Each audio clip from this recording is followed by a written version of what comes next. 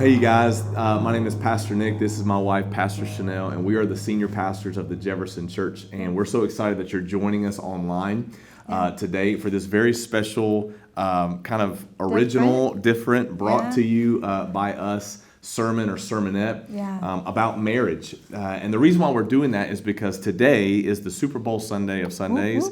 It's Baptism Sunday, and so we have a bunch of people, dozens of people that are getting baptized and having their special moment. And so we just wanted to kind of give something a little bit different and special to continue the series that we have been in as a church. And it's really about our relationships and our marriage. And this series is called It's Complicated, because how many of you know that marriage can be very complicated. Relationships can be very complicated, and so we have talked about several things, practical steps maybe that can help you. And particularly last Sunday, you got up on stage and you talked to the ladies. I was scared. I didn't want to talk to the ladies because I didn't want to be demonized immediately.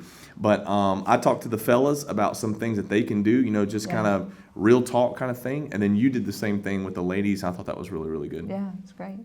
So in Ephesians chapter 5, Paul actually lays out kind of the blueprint of a happy marriage, or what a happy marriage should look like. And it's really ladies honoring their husbands, submitting to their husband, and men loving their wives. And really we talked about the fact that that's really what the two want. Women want love and men want respect, bottom line.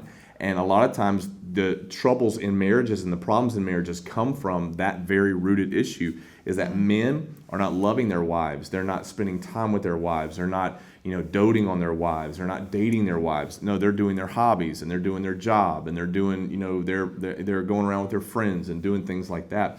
When really she is the most important thing outside of my relationship with God. She is the most important thing in my life. Yes, that includes more important than my kids. It's just my kids wouldn't happen without her. So I've got to make sure that she is the priority of my life underneath my relationship with God. And then with ladies, it is respecting your man, and it is honoring him, and it's submitting to him in that respect.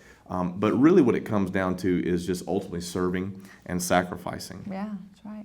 It is so important. I think that so many times in marriage we forget that. It's that we forget that we have to love, serve, and respect each other. And I think that goes so far. If you could really grasp a hold of this, I really think that your marriages and your lives and your family could be changed. I would say too that go find help. If you've got issues in your marriage, there is no problem with finding godly Christian, That's right. It's important. Spirit-filled therapist or counselor, whatever you want to call it, couples counseling, to really kind of get into the nitty-gritty. They're professionals. They're actually gifted by God to help you see things that you don't see, and to get away from and to deal with problems that you've been having maybe for years in your marriage. We would really, really highly recommend you doing that. But with that being said, there was one specific question about the last two Sundays that we wanted to address. After this last sermon series, It's Complicated, we had a lot of people coming up and asking us, how do we prioritize our marriage, and what are some things that we do that they could utilize in their marriage? And so we thought we'd come here today and that we'd sit down and just discuss with you guys some things that we do to prioritize our marriage. We're all about practical application. And sometimes when you're preaching a sermon, you can find yourself preaching at people and not necessarily giving them examples of what you do personally in your day-to-day walk, in your life with Christ, in your walk with your children, but specifically in marriage. And it's very important because, as Pastor Channe'l pointed out this past Sunday, there is no family without marriage. You've got to have a good, strong, healthy marriage. And so we're just going to give you a couple of practical tips that we do in our life. Not that our marriage is perfect. She's perfect. I'm not. But not that our marriage is perfect. But here's just some things that we want to give you guys some tips of what happens and things that we do week to week. All right, so first we're going to talk about our Forever Friday. Forever Friday. We love Forever Friday. So that's our day off, and so we prioritize each other. We go and we will go ride in our Jeep somewhere, a little old beater Jeep. We go ride in it somewhere, and we go eat good food, and we'll go antique shopping or flower shopping. We'll just go do some fun things, and we kind of will rotate like who likes to do what, and so we kind of that's something I think that we like to do. Like this Friday, it's your turn to pick what we do today. Then next Friday, it's my turn to pick, kind of thing. And you want to be gracious. You don't want to do something the other person just completely hates. But at the like golf. But at the same time, we have a lot of fun with it. And I think the important thing is, whether the kids are in school or not in school, because there are a lot of people that are saying, well, I can't do Friday, and that seems real convenient because the kids are out of school. Yeah. But even when the kids are in school, we find babysitters. Yeah. Babysitters are so important. Find people that you trust with your children that are reasonable in price and make that investment, make that sacrifice in your marriage. Because I think out of the 7 days of the week, you got to have at least one afternoon or a brunch or a morning or something where you can just sit down and look eyeball to eyeball with the person that you are in this race with for the rest of your life and that you love deeply and passionately, and then you pursue them in that time of Forever Friday, or maybe you call it Sexy Saturday. I don't know, like whatever you want to call it. It's something that you do just to make sure that you're prioritizing time with one another. Yeah. I would say another thing that we've done is we have learned each other's love languages. Dr. Gary Chapman wrote a book called The 5 Love Languages, and for the first year of our marriage, we did not know what each other's love languages. This is so important, guys. I'm telling you, figure out each other's love languages. It was like a light bulb came off, and in the first early years of our marriage, when we had some, let's just say some hard times for sure. There were some hard, difficult moments. And when I found out that she was giving love the way that she receives it, and I gave love the way I received it, well, then we weren't telling each other that we loved one another. And one of the examples is she can say I love you in Chinese, and I can say I love you in Russian, but we don't know how to speak Russian or Chinese, so we have to learn to speak each other's language. So her love language is quality time, gifts, acts of service, things like that. So you know what I did the other day? I went into a convenience store and I bought not just a pack, I bought the entire box. No. Of you Reese's bought Easter eggs. 24 packs. 24 packs. Of king-size Reese's, and expects me not to eat them because it's my favorite thing. She loves the Easter egg, the particular Easter egg and Christmas one. She loves those. So I bought the entire box. Now, it cost me $50, but man, it was an amazing investment in our marriage. I didn't even think about that. Because she loves that so much. And so that's her getting gifts. Acts of service is helping her with the laundry, doing dishes. She really likes to plant flowers and stuff around the house, and I hate doing that. But, it's something that she really enjoys. And the quality time part, you said we did something the other night. We got home from church and we did something. What was that thing? Oh, so a lot of times we'll get home from church or kind of whatever, and we'll sit in the car. The kids will go inside, and they know they need to start their routine. Brushing your teeth, getting ready for bed, fixing your lunches, laying your clothes out. They know what to do. And so we'll sit in the car for 15, 20, sometimes 30 minutes, and we'll just talk about our day.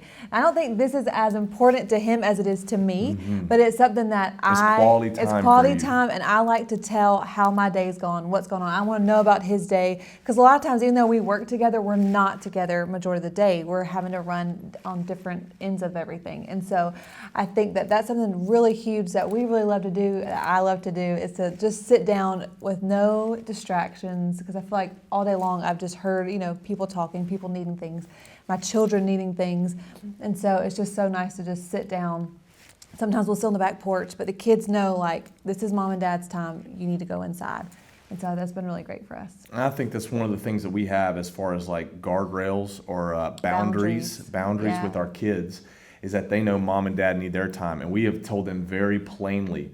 Like the other day, one of our kids asked us, we just feel like you're just trying to not be around us. We were gone off. We went off for a few days, and we just needed to get away. It was just time that he and I needed to get away. We like to do this, every so often, every few months. And so one of our children said, I just feel like you're trying to get away from us. And I said, well, we are. I said, we are trying to get away from you. I said, because if we don't work on ourselves, then we can't be better moms, better dads, better husbands, better wives. And that's what we have to. And so as soon as we sat down and we explained it to them, because they are starting to get older, and it's not just mom and dad are going away for a while. When we explained it, and I told them, one day this is going to be you, and we're going to be the grandparents that you call to get that time away. That's right. And so we're going to be that for you. And as soon as we said it and we explained the why, it was like, okay, I do understand that. And it was all smooth sailing after that. So when you come to the 5 love languages thing, She fulfills me in my love languages, and I try to fulfill her in her love languages. And both of those things are not our natural knee-jerk reaction responses to what we want to do, but that's what marriage is all about. It's really about serving and sacrificing. And so we are proactively I'm actively looking for ways that I can serve my wife. She's actively looking for ways that she can serve me in my love languages or my love gifts, whatever you want to call it. I think that's been really, really important. Yeah. Another thing I would say is that when we go off and have these brunches or lunches or whatever it is, we've gotten to a place where, we can talk about church. That doesn't bother us. We can talk about family, talk about problems, issues.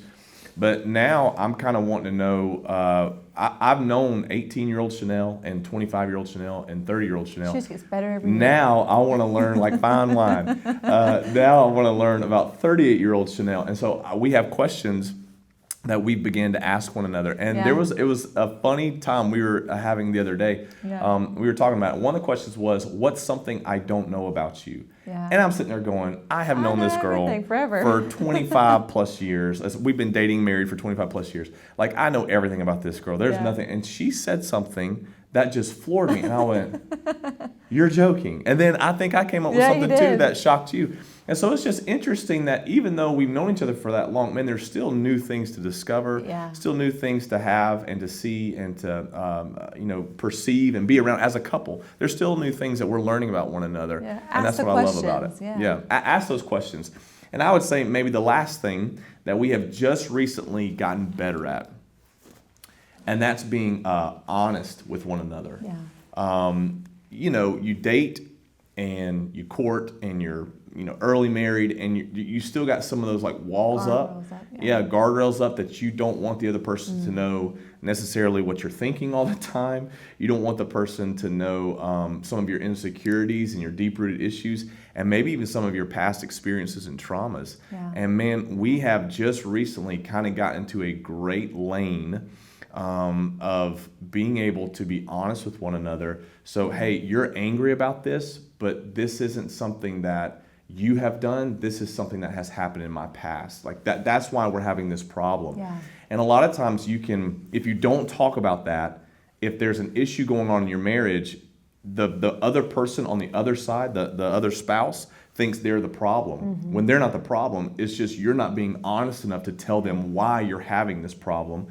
And so I really feel like that's something that we've really gotten a lot better at, specifically over the last year, is just being very honest with one another about expectations, about, hey, I'm feeling this way today, I'm not feeling this way today, I'm sorry I acted like that, here's why I acted like that. And it's not just, making another person figure it out. And you said something on Sunday to the ladies particularly. You said that men are not mind readers or mood readers. Yeah. And sometimes you just have to be vocal in the fact that, hey, I'm just not feeling that today. Hey, I'm just not that way today, whatever it is. And you have open and honest conversations. Yeah, but I think you have to be on a level where you can receive that. I did it to you the other day, and I was like, this is how I'm feeling. And it wasn't anything to do with him. It's just the way that I was personally feeling. And so I just needed, a little space, a little time. And he took it and he accepted it and he walked away. And it was just, I just didn't want to be, bothered in that moment. I just needed some time to myself. And I think as we have gone on in marriage, we started realizing those things. But because we've built trust and we've built open and honest conversations, we're able to accept that. And he knows that I'm not coming from a place of wanting to hurt him or be mean to him. I just needed some space in that moment. I needed some quiet time. Kids are always around and things are always happening. And so I think that it's just a good thing to have open, honest conversations with each other. And a lot of times, moms, you're going to have to do this. You're going to have to put the kids to bed. Put them to bed. I know, they won't go to sleep without me or whatever. That was one of the hardest times in our marriage. They will. Was that when we just had give them some Benadryl. I'm joking. We do not do that. We don't do that. No. Golly. Honest plot. Yeah, I know. So when you, as a mom or as a dad, put the child to bed, they're going to cry. It's going to be some hard days. They're going to cry. They're going to be upset. But I'm telling you, it's one of the best things that we did for our marriage is that kids go to bed. Yep. Mom and dad can decompress. They can sit there with each other. We can talk. We can watch a movie. He can rub my feet. Whatever it may be for that day, just get away, get some alone time. However you can create space for alone time, that's how you need to do it. Whether it's paying babysitters, putting the kids to bed, early, getting on your back porch. When do our kids go to bed? 7:30 or 8 o'clock. 7:30, 8 o'clock. I get parents like, yeah, we go to bed about 10. What? No. What are you doing? No. That's a good 2-3 hours. You could just chill out. We just need to, it's so good for your marriage. It's so good for you as a couple. Prioritize your dating. Prioritize going off. If you've not gone on a trip with just you two, it doesn't matter where it is, do it. If it's for a night, if it's for 2 nights, if it's for a week, whatever, do it. It's so important. And don't forget to date each other. Like I don't ever want to stop dating. Like I think that we've been together, like you said, for 25 plus years, and I never want to stop dating. So. Well, and I think to wrap this up for us is like, I think we want to be attracted to one another and attractive for one another. Yeah, so there's things that we do to make sure that happens. Like we shower regularly, and like we brush our teeth, and we put on cologne, perfume, deodorant, those kinds of things, because we want to be attractive and attracted to the other person. I think that's really, really important as well. So we just want to say thanks for stopping in. Yeah, thanks for stopping in and asking. We do love to talk about these things and be as practical as we can, and allow these things to be applied to your life and hopefully change your marriage and change the way you see life, and maybe even the way we do our life. I think it's pretty cool that we can help people like this. Thanks, guys.